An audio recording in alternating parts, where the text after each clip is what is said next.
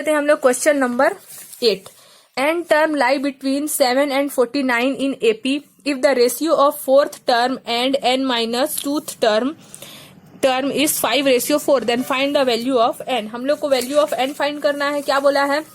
First term तो 7 है, between 7 first term 7 होगा और लास्ट टर्म 49 है, ठीक है। लेकिन हम लोग को इसमें इंसर्ट कितना करना है? n टर्म इंसर्ट करना है। तो इस कंडीशन में कभी भी बोलेगा n टर्म लाई बिटवीन 7 और 49 के बीच n टर्म, कभी भी n टर्म वाला क्वेश्चन आएगा बिटवीन में, अर्थमेटिक मीन में, तो आप लोग क्या करोगे? फर्स्ट टर्म तो पता है, जो लास्ट टर्म रहेगा मतलब बिटवीन का जो लास्ट टर्म है 7 एंड 49 के बीच में हम लोग को n टर्म पुट करना है। तो n टर्म वाला कभी भी क्वेश्चन रहेगा तो ये तो n हो गया। अब उसकी देखो n टर्म बोला था तो a1 a2 a3 dash dash an insert करना था, और ये जो 49 है ना लास्ट में, इसको क्या बोलेंगे? ये n हो गया, ये n प्लस टूथ टर्म होगा हमेशा, ठीक है। कभी भी ऐसा क्वेश्चन आएगा n टर्म लाई बिटवीन वाला, n टर्म वाला, ठीक है। देखो अभी हम लोग यहाँ पास n टर्म नहीं बोला था, यहाँ पास हम लोग को 6 टर्म 5 टर्म बोला था तो यहाँ नहीं किए थे, लेकिन यहाँ nth टर्म बोल रहा है, इसीलिए हम लोग जो लास्ट टर्म है उसको क्या बोलेंगे? n plus tooth term. समझ गए? अब देखो n प्लस टू टर्म 49 है तो इसको निकाल सकते हैं। हम लोग को फॉर्मूला पता है an equal to a plus n minus 1 into D. Last term an है 49, अब a का वैल्यू तो 7 है first term, n minus 1 into D. n का वैल्यू कितना है? n plus 2। n का वैल्यू कितना है? n प्लस 2, तो n के प्लेस में रख दिया n plus 2 minus 1 into D. 2 में से 1 माइनस हुआ तो 1 आया, तो 49 7 plus n plus 1 into D. D निकालना है, 7 को पहले इधर भेजेंगे तो 49 में से 7 माइनस होगा तो 42 आएगा, और डी को इधर ले आया, मल्टीप्लाई में था इसलिए n प्लस 1 हो गया। तो डी का वैल्यू कितना आया हमारा? 42 अपॉन n प्लस 1। अब हम लोग को डी का वैल्यू मिल गया। अब हम लोग को क्या बोला है यहाँ पास?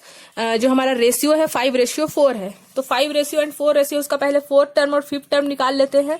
तो fourth term a plus fourth, जो हमारा फोर्थ टर्म है, देखो यहाँ पास क्वेश्चन देखेंगे क्या लिखा है यहाँ पास question, n term lie between इतना, if the ratio of fourth term and n minus twoth term is 5:4 then find the value of n, ठीक है। तो हम लोग को फोर्थ टर्म निकालना है। फोर्थ टर्म किसके इक्वल है? फिफ्थ टर्म के। देखो कैसे फोर्थ टर्म, देखो यहाँ पास 4 है मान लेते हैं, ठीक है। तो ये 7 टर्म तो 1 है, 1 2 3 4 5, तो फोर्थ टर्म कौन से प्लेस में आ रहा है? टर्म फिफ्थ प्लेस में आ रहा है, इसलिए ए फोर्थ टर्म फिफ्थ टर्म के इक्वल होगा। समझ रहे हो? ए 4 टर्म फिफ्थ टर्म के इक्वल होगा, ए 3 टर्म 4 टर्म के इक्वल होगा, ए 2 टर्म थर्ड टर्म के इक्वल होगा, ए 1 टर्म सेकंड टर्म के इक्वल होगा, और ये तो फर्स्ट टर्म है, इसलिए फोर्थ टर्म का जो प्लेस आ रहा है वो फिफ्थ में आ रहा है। 1 2 3 4 5 फिफ्थ में आ रहा है ना, इसलिए फिफ्थ में है तो a प्लस 4d लिख सकते हैं, क्योंकि 5 माइनस 1 4d होगा ना, a plus n minus 1 into D, 5 minus 1 4 होगा, तो a का वैल्यू तो 7 है, यहाँ 4 और d दिया, तो फोर्थ टर्म हम लोग को क्या मिला? 7 प्लस 4d। उसके बाद क्या बोला है? n माइनस टूथ टर्म, आप लोगों के बुक में 1 दिया होगा, उसको सुधार लेना, n माइनस 1th टर्म, ठीक है। तो यहाँ पास क्या दिया है? n माइनस 1th टर्म, तो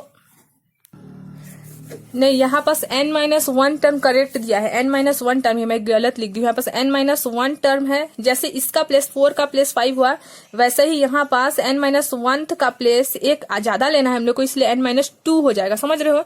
जैसे 4 का प्लेस 5 कैसे आया समझ गए, वैसे n माइनस 1 दिया है। जितना भी वैल्यू कभी भी इंसर्टिंग वाला वैल्यू रहेगा तो के सिचुएशन में सिर्फ ऐसे होगा, ठीक है। तो 1 का एक ज्यादा करके हम लोग 2 ले लेंगे, जैसे 4 का एक ज्यादा 5 हुआ, क्योंकि यहाँ हम लोग ये फर्स्ट टर्म है, ये सेकंड टर्म है, उस हिसाब से, ठीक है। तो अब n माइनस 2 हुआ तो a plus n minus 2 into D हो जाएगा, ठीक है। यहाँ पास हमारा जो फॉर्मूला बनेगा सीरीज का। अब फोर्थ टर्म और फिफ्थ टर्म जो है, देखो यहाँ पास बोला है क्वेश्चन में कि रेशियो है 5:4 के इक्वल, तो 5:4 लिख लिया फोर्थ टर्म, और n माइनस टूथ टर्म क्या निकाले हम लोग? यहाँ पास n माइनस 1, हाँ 1th टर्म ही है, 1th टर्म क्या निकाले? फोर्थ टर्म का वैल्यू हमारा निकला है a plus 4d, 7 plus 4d, और इसका a plus n minus 1 into D, वो रख दिए है बस, और 5:4। अब क्रॉस मल्टीप्लाई बस सिंप्लीफिकेशन किए हैं हम लोग, यहाँ पास सिंप्लीफिकेशन बस किए हैं और कुछ भी नहीं किए हैं, ठीक है। अब यहाँ बस देख लो, यहाँ पास से इसको माइनस किए, एन डी, ये वाला को जब हम लोग सॉल्व किए डी और डी वाले को, तो 26 डी हुआ, 5 एन डी यही बचा हुआ है। डी को कॉमन लिए तो क्या बचा? 26 माइनस 5 एन, है ना। अब देखो 26 माइनस 5 एन यही है, और ये डी का वैल्यू हम लोग निकाले थे यहाँ 42 अपॉन एन प्लस 1, ठीक है। 42 अपॉन एन प्लस 1 निकाले थे, उसको रख दिए हैं।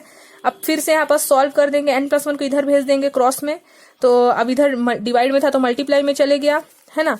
अब यहाँ पास हम लोग सिर्फ सॉल्व करेंगे, यहाँ पास रहने दिए वाला वैल्यू को, सब वैल्यू यहीं पास अपने अपने प्लेस में ही है, और यहाँ पास हम लोग 7 6 जा किए तो 6 आ गया, ठीक है।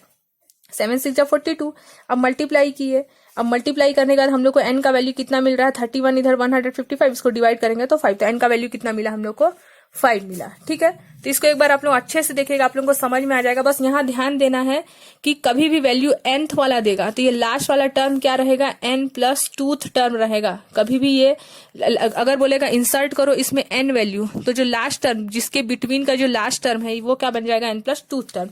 और नॉर्मल जो हम लोग बनाए हैं, जैसे इसमें टर्म ऐड करना था 11 एंड 7 के बीच में, तो नॉर्मल ही है, ये first, second, third, fourth, fifth, six, seventh ऐसे ही है। लेकिन हम लोग देखो ये फर्स्ट टर्म है, ये 1 लिखा है, लेकिन ये 2 टर्म है, तभी तो हम लोग a प्लस डी किए, क्योंकि फर्स्ट ही रहता तो 0 हो जाता, क्योंकि n माइनस 1 इंटू डी होता है, तो 1 माइनस 1 तो 0 हो जाता ना, इसलिए फर्स्ट टर्म a ही होता है, सेकंड टर्म a2 होता है जिसका वैल्यू a प्लस डी होता है। ठीक है, तो अगर फर्स्ट टर्म मिला है आप लोगों को तो कॉमन डिफरेंस बस उसमें ऐड करते जाना रहता है। तो अगर इसमें कुछ भी आप लोगों को डाउट होगा तो आप लोग पूछ सकते हैं। ठीक है।